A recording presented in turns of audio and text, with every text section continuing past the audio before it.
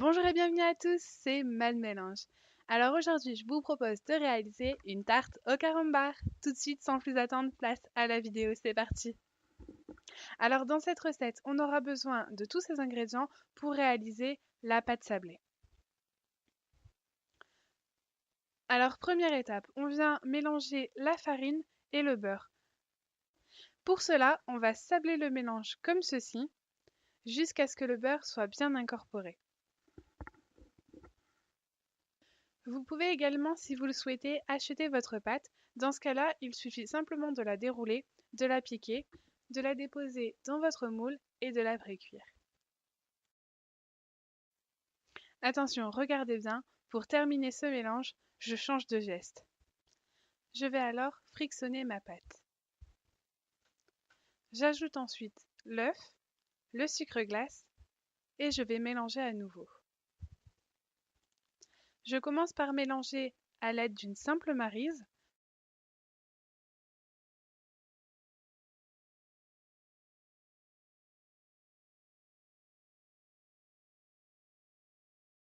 Puis je mélange avec mes mains.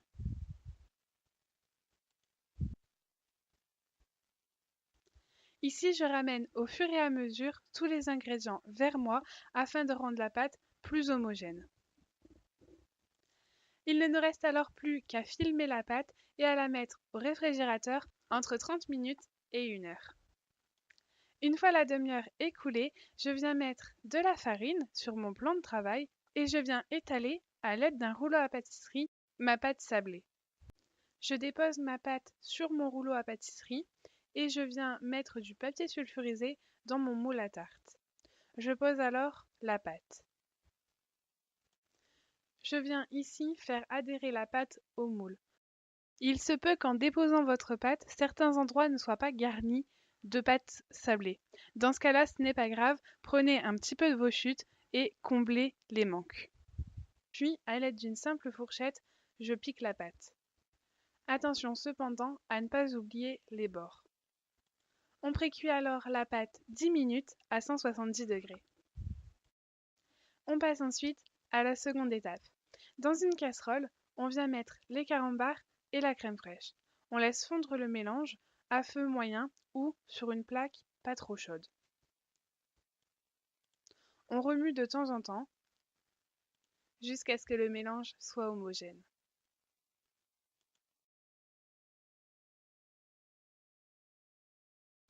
Le plus long dans cette étape, c'est d'éplucher entre guillemets tous les carambars et de résister à ne pas en dévorer entre deux.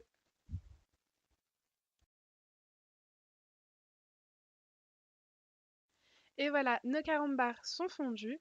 On va venir les mettre dans un saladier, laisser refroidir 2 à 3 minutes la préparation et on va pouvoir ajouter hors du feu nos œufs mélangés à l'aide d'une maryse.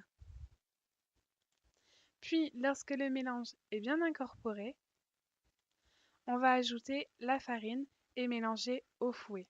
On va avoir une texture un petit peu flan.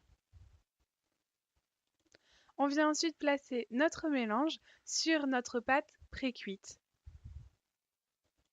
Il ne nous reste alors plus qu'à enfourner dans un four préchauffé à 170 degrés pendant 20 minutes. À la sortie du four, on peut décorer avec du vermicelle et quelques carambars. J'espère que cette recette vous aura plu. En tout cas, n'hésitez pas à me suivre sur Twitter si ça vous a plu. Et moi, je vous dis à très vite pour de nouvelles vidéos. Ciao, ciao!